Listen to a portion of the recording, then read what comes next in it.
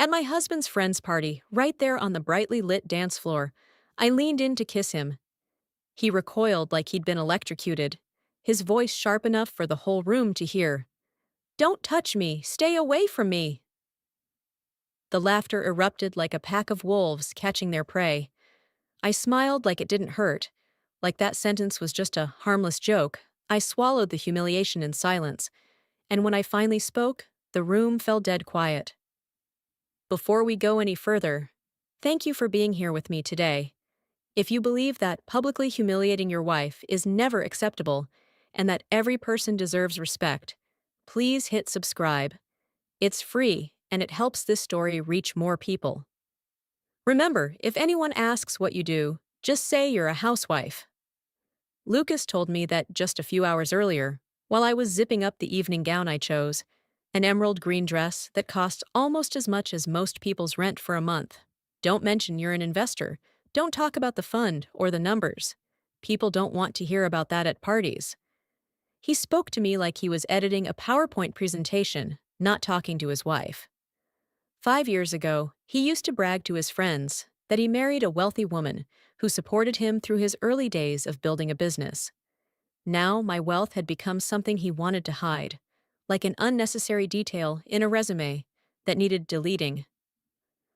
I folded the cheap dress he chose, the one that would prove I was a dependent wife, and instead put on the expensive one. Just smile and say, "I stay home and take care of the house." That's enough. The other wives don't need to flaunt what they do, Lucas said, while adjusting his tie in front of the mirror, his eyes never landing on me. Once he trained me like this before every gathering, with his successful circle of friends, as if I were a new hire needing onboarding, so I wouldn't embarrass him. He'd list every guest, their job titles, companies, make me repeat them. Who's in M&A? Who's in private equity? Who's just old money, tagging along? Don't confuse mergers and acquisitions with private equity again. And Jenkins' wife is Lydia, not Linda. You got that wrong last time. I wanted to tell him I've been calling her Lydia for 3 years, and that the Linda slip came from his own mouth last Christmas. But in his script, I no longer had the right to correct him. Lucas continued his usual preparation routine, checking the mirror, pulling his tie, adjusting his collar, smoothing his hair, then repeating all of it. He checked his collar at least 17 times. Yes, I counted. Counting his size, counting each frown over a wrinkle in the fabric. It was easier than thinking about how far we'd drifted in this marriage. Each time he fixed something on himself, I felt like he was also editing the version of Claire he wanted to bring to the party. Quieter, blander, less. Me? More obedient. The Jenkinses will be there, Lucas went on, eyes still locked on his phone. Remember, he's in M&A, and Grayson's coming too. I told him we'd talk more tonight about that riverfront real estate deal. And remember, don't talk about your financial expertise. The other wives don't need to bring up data, profits, or cash flow. If you start talking deal structure, they'll feel uncomfortable. I bit the inside of my cheek, trying not to say, I just closed an $8 billion deal today. Lucas. A deal I spent 2 years negotiating, saving a family-run company from being swallowed whole, and using part of the profit to launch a fund supporting 2 single mothers starting their own businesses. To me, that meant more than any party. But to Lucas, it was not what the wives of his friends should be talking about. He finally put down his phone, and for the first time that night, looked at me, through the mirror, not directly. No one wants to hear about investments, equity percentages, or valuations at a party. It's suffocating. Just talk about light stuff, the new kitchen, vacation spots, nice views. And if you absolutely must mention money, just say, my husband's in finance. I don't really understand it.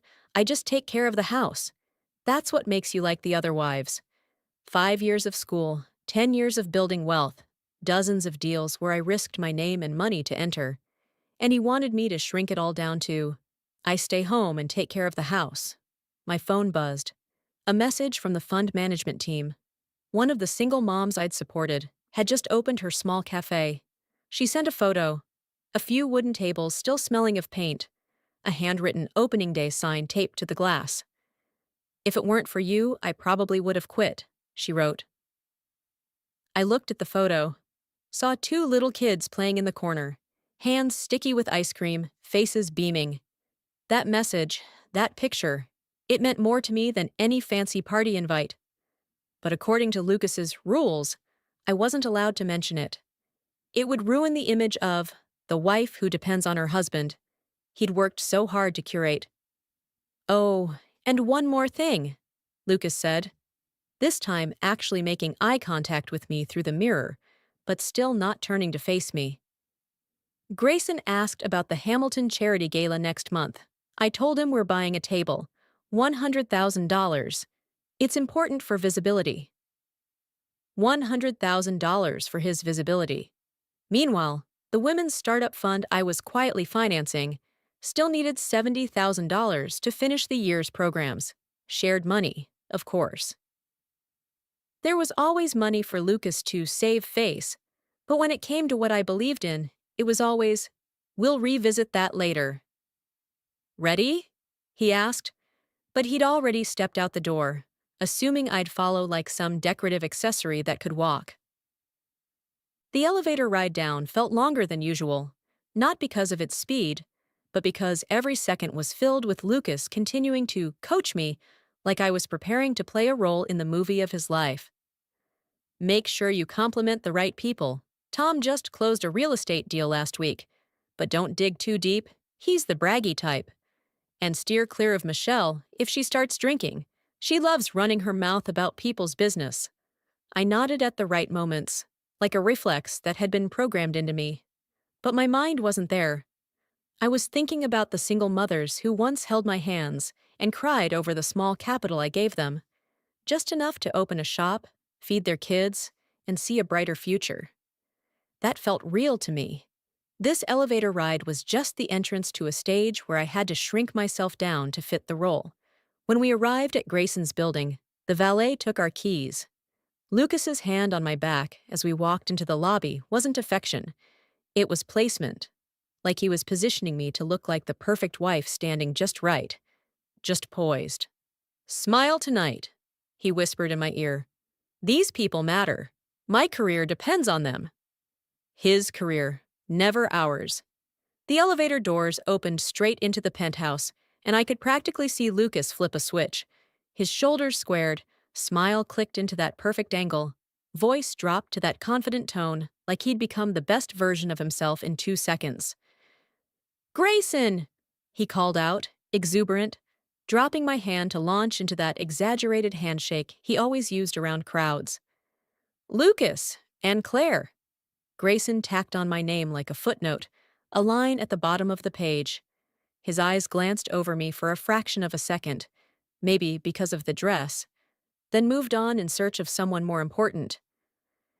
Jennifer came over with a champagne glass and 2 perfectly placed air kisses.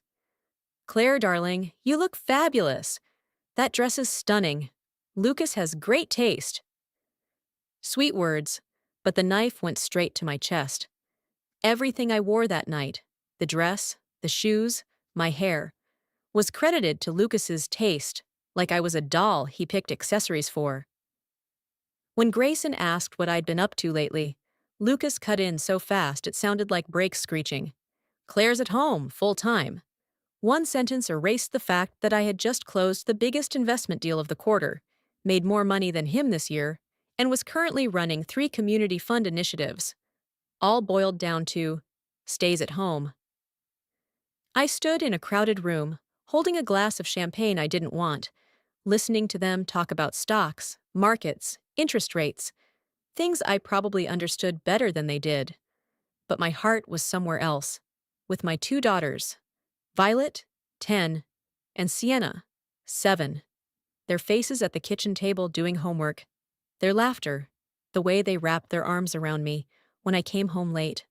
All of it reminded me of who I was before walking into this room and being reduced to someone's accessory. I looked around.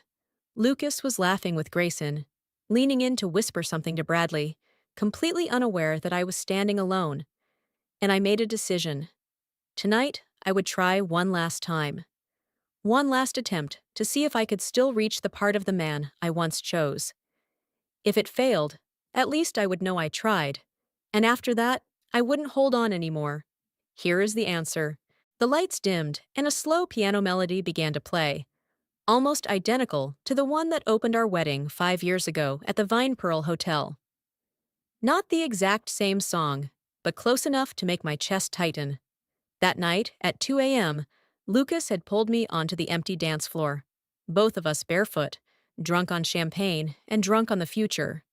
"We're going to have a beautiful life," he whispered in my ear, the warmth of the alcohol in his breath. "Kids? A house with a garden?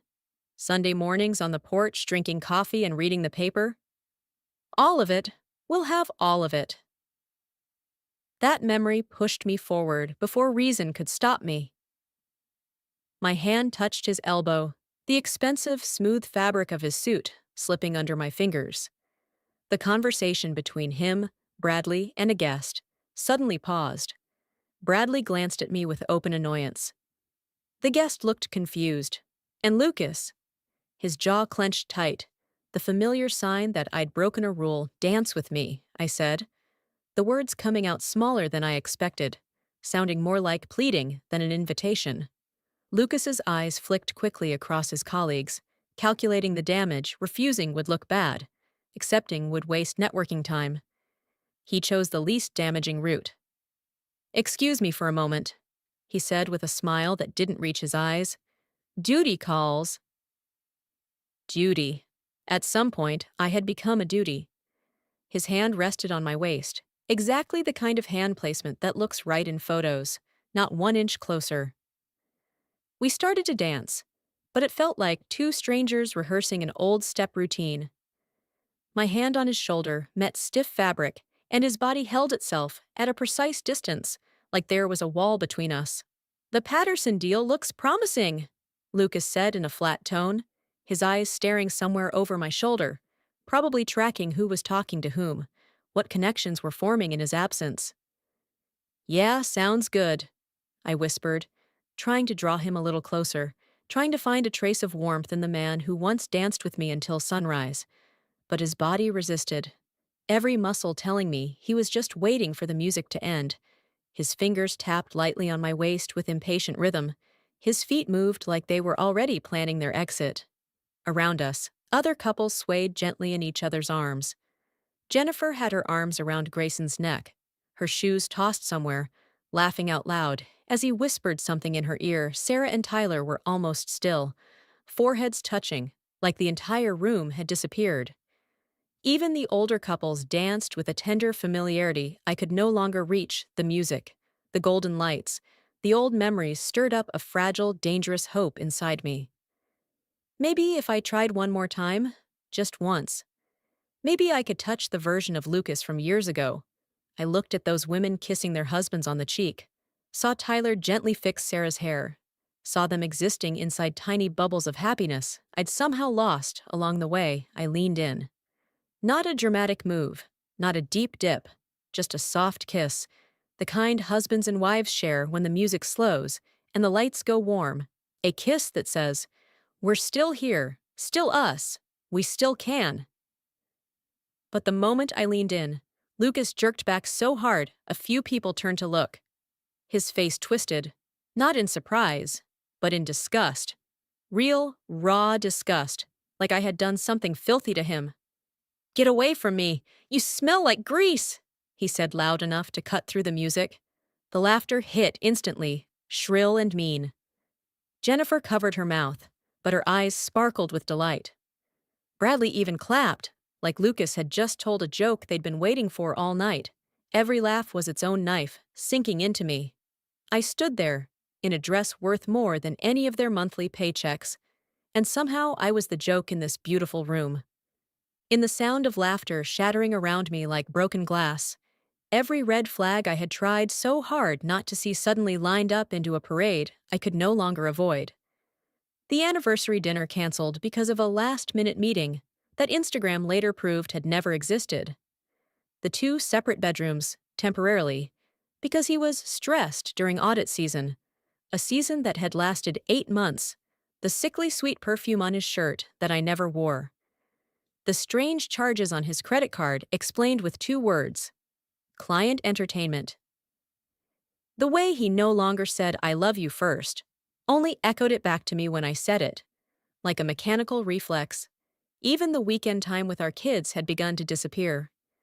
I stood there in my dress, surrounded by laughter sharp as blades, and suddenly saw with painful clarity that I had been trying to resuscitate a marriage that had died long ago. I had been blowing air into something that had already stopped breathing, not realizing it had started to rot. Something shifted inside my chest, like a tectonic plate sliding out of its old place. The humiliation still burned hot, but under it, something else rose. Cold, sharp, and fully aware of the difference between being hurt and being destroyed. They were still laughing, but I wasn't breaking anymore.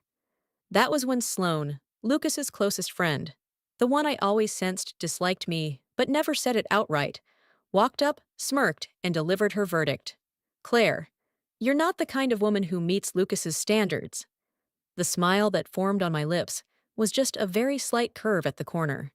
Not the polite smile I had rehearsed hundreds of times at events like this. Not the diplomatic smile I used in boardrooms. This was something else. Deeper, darker. And I saw the laughter around me start to falter, wobble, then go out like a flame starved of oxygen. Sloane froze. Grayson lowered his glass. Bradley stopped laughing before he even understood why. "You're right," I said, my voice steady, like I was reading a conclusion in a meeting. "I don't meet his standards." Lucas smiled in triumph, convinced I was finally bowing my head. Bradley clicked his tongue in approval at him. Grayson even raised his glass as if to toast Lucas's moment of taming his wife. They thought they were witnessing my final humiliation, my full surrender. His standards require someone who doesn't know about the Fitzgerald account, right? The sentence fell lightly, like a surgical instrument hitting a stainless steel tray. Lucas's face drained instantly, his smugness sucked out as if someone had pulled a plug. His eyes shot to Bradley, then snapped back to me, panicked. The room went so silent I could hear ice clinking in someone's glass. "What are you talking about?" Lucas's voice had lost all its usual confidence, leaving only trembling behind. I slowly pulled my phone out of my clutch. The tiny device suddenly felt as heavy as a gun that had been loaded since the beginning of the night. I looked straight at Lucas, and for the first time that evening, my smile made him flinch half a breath. "Your standard," I said, voice even and cold like a glass tabletop, "is a woman who accepts that every month, for 8 months straight, you've been transferring $5,000 like clockwork into a very poetic name, Apex Property Holdings, LLC. The entire room froze. The laughter died out like someone had pulled the plug. "This company," I continued, "was registered in North Carolina 6 months ago. Legal representative, Lucas Winters." Sloane, who had been standing behind Grayson, turned so pale her lipstick looked like it wanted to slide off her face. "This company," I said slowly, "owns exactly one asset. A luxury apartment in the heart of Chapel Hill. The kind of place wellness coaches love to post matcha selfies from on Instagram." I turned my head toward Sloane. No need to say her name. "The leaseholder of that apartment, Sloane Whitaker." No one in the room dared to breathe loudly. Bradley swallowed so audibly it sounded like a pen click. Jennifer had her hand over her mouth, but her eyes were wide, lit up like she was watching live drama unfold. "In total," I continued, "$16,000 pulled from our joint marital account. You labeled it as client relationship development expense." I let out a soft laugh. "And there was definitely a relationship being developed, just not the kind that needed to be disclosed to your legal wife." Sloane staggered a step. Grayson set his glass down without taking his eyes off Lucas. He looked like he wanted to jump out of his own suit. "But that's not even the best part," I said, my voice so steady even I was surprised. "In those 6 months, the kids' retirement, trust, and college funds all went short by $43,000. Lucas let out a sharp breath, loud like a chair dragging across the floor. 3 withdrawals, I listed, all deposited into. Anyone care to guess? I raised an eyebrow. Apex Property Holdings, LLC. You took money from your children's future, I said softly, to bankroll a mistress or a cheap friend. No one said anything. No one moved. Somewhere at the back of the room, someone's glass was trembling in their hand. I stood there, calm like I was reading out financial audit results. No more shaking, no more pain. Just the truth, icy, blazing, and undeniable, standing on my side. You're talking about your standards? I continued, my voice slicing through the thick air like a scalpel. Your standards also include Sloan, don't they? The room erupted in choked whispers. Sloan stood frozen, her face pale like smudged foundation under the lights. Lucas flinched for just a beat, his eyes snapping toward her so fast he didn't have time to cover it up. That's right. I nodded slightly. The woman you said you were mentoring. The one you told me to have empathy for, because she was struggling without her husband's support. Davis, Sloane's husband, turned to look at his wife, his eyes wide, like someone had just sucked all the oxygen out of the room. Mentoring. That kind of help? I asked, my voice light like I was talking about the weather. And you had the nerve to use your children's money to fund your mistress's career path. No one moved. Even breathing felt too loud in the air that had turned suffocating. I unlocked my phone. The screen lit up like a loaded pistol in the hands of someone humiliated enough to be dangerous.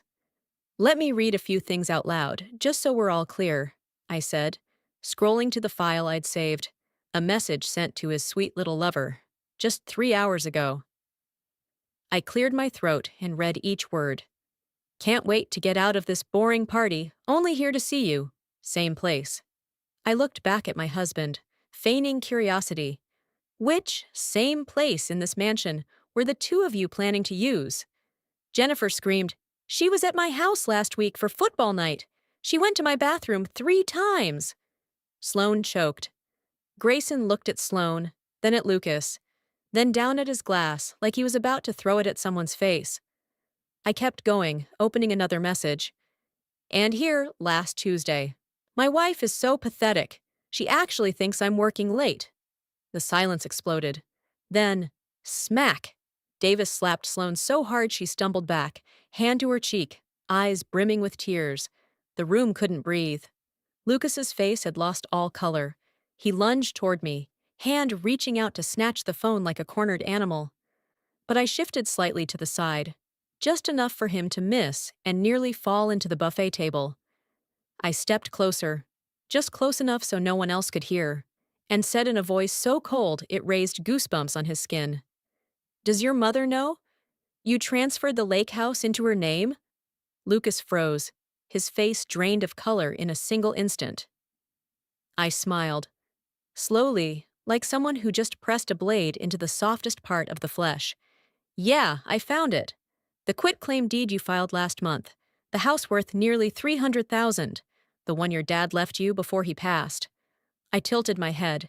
Your separate property, but you transferred it to your mom to hide it before leaving your wife. Smart, but not smart enough. Lucas opened his mouth, then closed it again, just like a fish flailing on dry land. He stammered, Claire, let me explain. No need, I cut him off. There are only 2 options now. I adjusted the strap on my shoulder, straightened his collar, the kind of posture that made the whole room feel off balance. I smoothed it like I was adjusting his tie. The easy way, you move out tonight, we divorce, split assets, relatively fairly.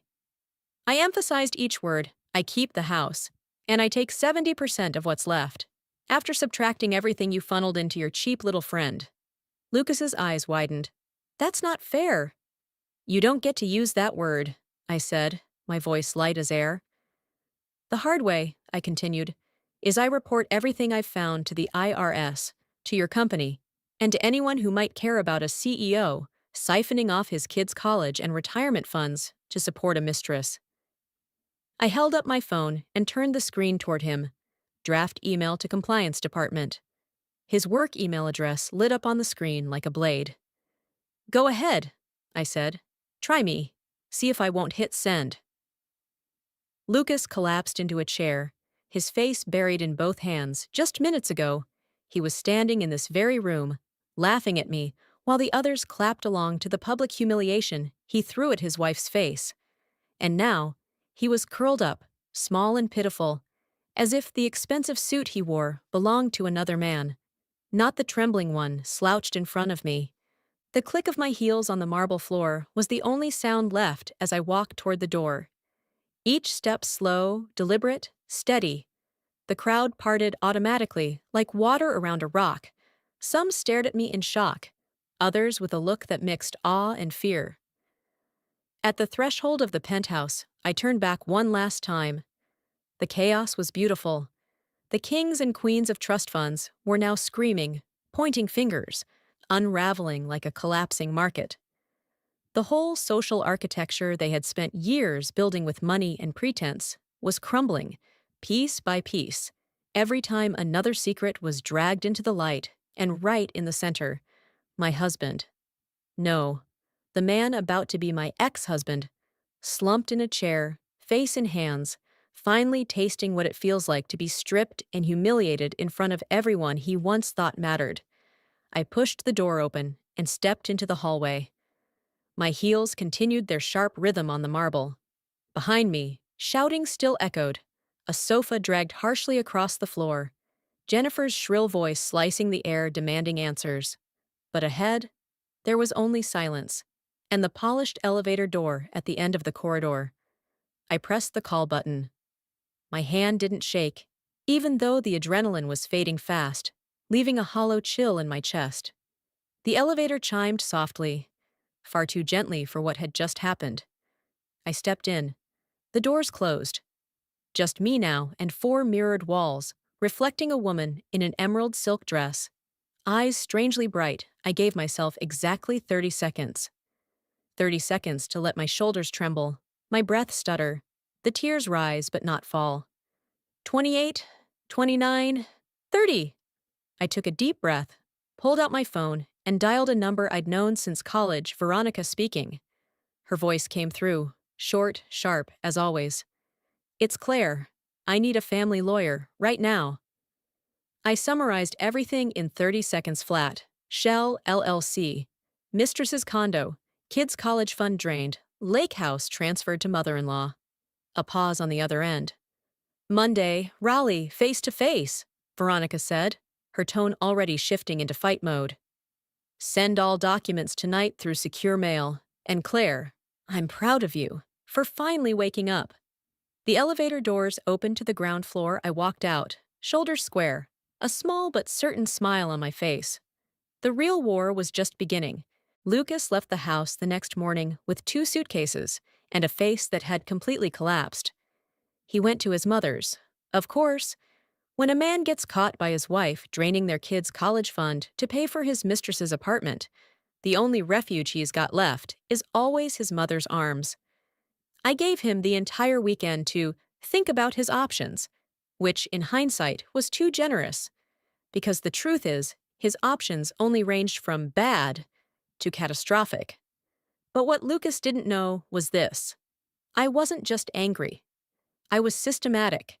And when a woman is both angry and systematic, especially the kind of woman who keeps every receipt in a blue folder placed in the exact corner of her desk, it's no different than a legal assassin holding an Excel spreadsheet. All weekend, while the kids were off playing with friends, I did what I do best. Audit my husband's entire financial life Saturday morning. I started with the basics. 2 years of bank statements, credit card records, PayPal, Venmo, even Cash App. The one he thought I didn't notice because it's just for golf buddies. Good news for the universe. Lucas has never once played golf. The transfers were all there. Brunch, yoga, even ridiculous things like $250 per session for chakra alignment. At that price, her chakras better glow like runway lights. By the afternoon, I had a spreadsheet that could make any forensic accountant weep with joy. Every transaction, every withdrawal, every business expense that was actually boutique lingerie from Durham. Not my size, obviously. And then I found the most interesting thing: Lucas's work email. He was stupid enough to sync his company email to our home computer. The same one I set up, I opened it. And it turns out my husband didn't just betray our marriage. He also committed financial fraud against his own company. Lucas had set up a fake vendor under Apex Property Holdings LLC, inflated equipment prices, skimmed commissions from contracts. Small stuff, just a few percent each time. But over 8 months, it added up to $70,000 or $80,000. I laughed. That kind of laugh that slips out when you suddenly realize your life has turned into a true crime podcast. Sunday morning, I met with Veronica, my college roommate, now a family lawyer in Raleigh. We'd kept in touch through Christmas cards and the occasional brunch squeezed in between kids' tutoring schedules. We met at a cafe in Raleigh. I brought 3 thick file folders, color-tabbed, perfectly organized. Veronica opened the first one, flipped through a few pages, and looked up. "Claire, this is emotionally moving. I don't often say that about financial documentation." I shrugged. "If you're going to war, bring the receipts." Veronica closed the folder, smiled with ice in her voice. "We're not just going to war. We're about to orchestrate a legal massacre." Then she laid out the strategy. File for divorce on grounds of infidelity. Petition for sole ownership of the house. Majority of assets. Full custody of the kids. Demand Lucas repay all money spent on his mistress and the initial investment I made into his business. Ask the court to void the lake house title transfer to his mom as fraudulent asset hiding. When I asked about reporting him to the company, Veronica tilted her head. "Embezzlement's a criminal matter." I said, "I know. I'm not someone who enjoys destroying people, but Lucas stole from our children's future." I took a deep breath. "I want to hold that as a card. If he signs the agreement quietly, I won't burn it all down. But if he fights, I'll burn everything." "You're officially my new favorite client," Veronica said. That night, I sat down with the kids, the hardest part. "Mom and Dad are getting divorced," I said plainly. Violet looked up from her phone. "Because of the thing where Dad kissed Miss Sloane, right?" Of course, she knew kids always know. I said, "Because of a lot of things, but it's not your fault." Sienna asked softly, "Is Dad coming back?" "He'll visit, but he won't live here anymore." Violet jumped in, deadpan. "Good. He's been acting weird for a while." We talked for almost an hour. I answered as much as I could without making Lucas sound like a burning trash heap. That night, after the kids were asleep, I opened a bottle of red wine, sat down in front of my laptop, and typed the name I had tried not to think about all weekend. Sloane Whitaker from Jackson, Mississippi. Moved to Chapel Hill last year. Wellness entrepreneur. Living my best life. Namaste. Her public profile read, full of yoga pictures, green smoothies, and quotes like, "Attract abundance," and "Manifest your destiny," and photos where her husband had been erased, replaced by shots with Lucas. Not many, but enough for me to see everything I needed. Photos where half a man's face was conveniently cropped out, but the Tag Heuer watch I gave him for his birthday, the scar on his chin, that familiar hand, and the wedding ring that had disappeared. All of it, there in plain sight, like some kind of joke. I clicked over to Sloane's Wellness Journey, a life coaching nutrition consultation, aqua fitness service. Starting price, $150 per session. I did the math. If she had 10 regular clients a week, she could probably scrape by, but nowhere near enough to afford a luxury apartment in the center of Chapel Hill. The apartment I had just confirmed was leased in her name, fully funded. No more doubt, Lucas had bankrolled his mistress's dream life with our family's money. On July 9th, Veronica filed the divorce petition. Lucas was served at the luxury apartment in Chapel Hill, the place that once hosted his affair, now his post-downfall crash pad. That afternoon, my phone rang nonstop. 17 missed calls from Lucas I didn't answer. Let him drown in the hole he dug. The next day, while I was in a client meeting, Violet texted me, Dad came by. He cried super weird. I called Lucas back, voice cold as a blade. You have 5 minutes to leave the house before I call the cops for trespassing. He started stammering apologies, said he wanted to talk, to fix things. I cut him off. Your mistakes, plural. And no, we're not fixing anything. Sign the divorce papers. Make it easy. Lucas said he couldn't afford the financial terms I requested. I replied flatly, then get another job or ask Sloane how much she's got left after her divorce. He hung up. The next afternoon, a strange number called. I almost didn't pick up, but something in my gut told me to answer. Mrs. Caldwell, this is David Fletcher from Compliance at Modern Nashville. We'd like to schedule a meeting regarding some irregular spending tied to your husband's authorizations. I smiled. Someone had finally found the breadcrumb trail Lucas left behind. I'm available, I said. And I have some information I think may be helpful to your investigation. The meeting took place on July 16th in a conference room that smelled of corporate anxiety and overpriced coffee. Fletcher, around 40, mildly balding, the kind of face that's seen too many grown executives behave like toddlers. He was joined by Simone from HR and Pierce, a company lawyer who looked like he charges $600 an hour just to breathe. I brought 3 color-tabbed folders and Veronica. Fletcher began. Thank you for coming in, Mrs. Cald. I cut in. Ms. Ramsey, I'm using my maiden name, just call me Claire. Veronica gave a slight nod. Perfect direction, separating me from the image of Lucas's wife. I was my own person, with my own career, finances, and a perfectly organized set of folders. Fletcher continued. We're in the middle of a routine audit and have uncovered irregularities in your ex-husband, I corrected, or soon to be. Fletcher's eyebrows lifted. Understood. That's relevant. They explained. Lucas had routed equipment transactions through an LLC called Meridian Property Solutions.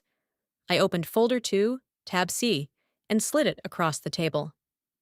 Apex Property Holdings LLC, registered by Lucas on November 18th of last year. He's the sole member the company owns one asset, a luxury apartment in downtown Chapel Hill, leased by his mistress, and he used that LLC to inflate equipment costs and pocket the difference. I estimate he skimmed around $75,000 to $80,000 over 8 months. The room went dead silent. The air conditioner suddenly seemed loud. Pierce started scribbling furiously. Simone's mouth was hanging open. Fletcher looked at me like Christmas had come early. Would you be willing to provide copies of these documents? Of course, I said, but on one condition. Veronica placed her hand gently over mine. Pierce asked, What condition? I want to know what the company plans to do. I need assurances that my children and I won't be legally or financially implicated in his idiocy. Simone took a sharp breath. We'll be terminating Lucas's employment immediately, and we'll be forwarding the case to local authorities due to clear indications of criminal conduct, wire fraud, embezzlement, potentially more. I nodded. Good. Because he also withdrew $43,000 from my daughter's college fund to pay for his mistress's apartment, so I hope the company understands if I'm not exactly feeling protective. But you also know this scandal could reflect badly on your firm, and the money I invested in it. Veronica slid another file across the table. Documentation of the original investment Lucas borrowed, including message history. Fletcher gave a real smile. Ms. Ramsey will be discussing that equity stake with you further. We spent 2 hours going through every document, every transaction, every email. Pierce took notes like he was drafting a will. Fletcher looked positively radiant, like a compliance officer who just hit the jackpot. Outside that boardroom, I knew Lucas was about to get the news, and this time nothing would be there to shield him. That night, Veronica called me just before 6 p.m., her voice ringing out like a victory bulletin. Claire, he's been fired. The company escorted him out of the building this afternoon, and listen to this. They're demanding he pay damages. Total amount? 6 figures. I raised an eyebrow. Can he afford that? Veronica laughed, a sound sharp as a blade. Claire, he can't even afford a decent attorney. Lucas's mother just called my office to beg for a negotiation. She's finally realized that transferring the lake house into her name could make her legally liable. I let out a polite, "Oh," without an ounce of sympathy inside. The divorce paperwork moved faster than I expected. Lucas didn't have the money to drag anything out. When you've committed financial fraud and lost your job, your choices aren't bad or less bad anymore. They're terrible and catastrophic. His lawyer advised, sign the favorable divorce settlement to show goodwill. I didn't see it as goodwill. It was just that he was out of options. By mid-August, we reached the final agreement. I kept the house. I kept 70% of all remaining assets. I kept both cars. I had primary custody of the children. Lucas was granted supervised visitation only. Child support and alimony would be deducted directly from any future income he earned. The transfer of the lake house to his mother was ruled invalid by the court. Deemed asset concealment, the property was sold, and all the proceeds were placed into the children's college fund, fully restoring what Lucas had taken, including interest. The shares he held were returned to me through a silent agreement to spare him criminal charges and to protect the company's reputation. The lost funds were recovered. Lorraine, my ex-mother-in-law, cut all contact with me. Honestly, that was the most beautiful gift from this whole mess. No more Thanksgiving dinners dripping in sarcasm where she asked when I'd give her a real grandchild. As if Violet and Sienna were faulty prototypes, Lucas lost all his money, his status, and now carries a criminal record strong enough to erase his career for good. And Sloane? She got divorced, moved back to Mississippi in September. Her Instagram went dark. I checked. I'm petty, not a saint. Last I saw, she was teaching water aerobics at a small gym. Full circle. Fitting in a strange way. And my life, finally, opened onto a path that was cleaner and brighter than anything I left behind. When everything settled, I realized my 2 kids had adapted faster than I expected. Violet, with her clear 10-year-old eyes, said something light as a breeze but strong enough to erase all the nights I blamed myself. I'm not that sad, Mom. Dad chose that, didn't he? And Sienna, the girl who used to curl into a corner every time her grandmother came over, one night let out a quiet sigh and whispered, "Our house. It breathes easier without Dad." A sentence that sounded like a truth long locked away, finally allowed to step out into the open. And me, in the ruins of the old marriage, I started to see a new path. I launched a financial consulting service for people going through divorce, partnered with Veronica. She's the lawyer, I'm the CPA, like 2 sharp blades cutting through webs of deceit for our clients, passing case files back and forth, like soldiers in a war we understood better than anyone. It was the first Christmas without Lucas, but also the first one we didn't have to pretend. I sat on the sofa, my 2 kids wrapped in blankets, all 3 of us in pajamas, watching Home Alone, steaming mugs of hot chocolate in hand, the Christmas lights flickering softly in time with the children's laughter. I felt my heart soften, like this house, for the first time, could exhale without bracing itself for anyone. On New Year's Eve, I stood on the porch, watching fireworks burst and fade, remembering the night I was humiliated in front of everyone. But this time, my lips curled into a real smile, no longer trembling. My phone buzzed. A message from Veronica. "Happy New Year, you magnificent shark." I smiled and replied, "Brunch on me." And I realized that freedom doesn't always come with noise. Sometimes it's simply the quiet act of balancing your life's ledger again, clean, neat, and fully in your own hands. 8 months later, I stopped checking Sloane's Instagram. Those things had become as meaningless as an old, worn-out page, and spent my time working. Helped 11 people uncover hidden assets, became a quiet little legend. The woman with 3 folders who destroyed a man's entire life with spreadsheets. I repainted Lucas's old office into a reading room, changed the bedroom furniture, planted a small garden with the kids out front. A tiny symbol of a home that had become so much lighter, I learned that you can live 10 years with someone and still never truly know who they are. That the deepest wounds aren't always from cheating, but from financial deceit, from cold lies crafted like long term projects. But I also learned that I'm stronger than I ever thought, that I could turn life's worst slap into a chance to stand taller, live better, and give my children a home without the sound of silent suffering. I don't need a new man to feel complete. I have 2 kids, I have my work, I have my morning coffee, those random Target runs where I buy throw pillows that make no sense but somehow bring joy. And most importantly, I have peace. I'm not ruling out love again, but if it happens, that man will need to show me his credit score, financial reports, pay stubs, and you'll have to understand that's normal. And if no one shows up, I'll still be okay. Better than ever. And if I could leave you with anything after telling this story, it would be this: marry someone who respects you, but more importantly, respect yourself enough to leave when they no longer do. And always keep your receipts, records, evidence, not just to protect your finances, but to remind yourself that the truth always speaks in its own time. Because in the end, peace isn't something you're handed, it's something you build with your own 2 hands, page by page. The way I learned to rewrite my life from the pieces I once thought were too broken to fit.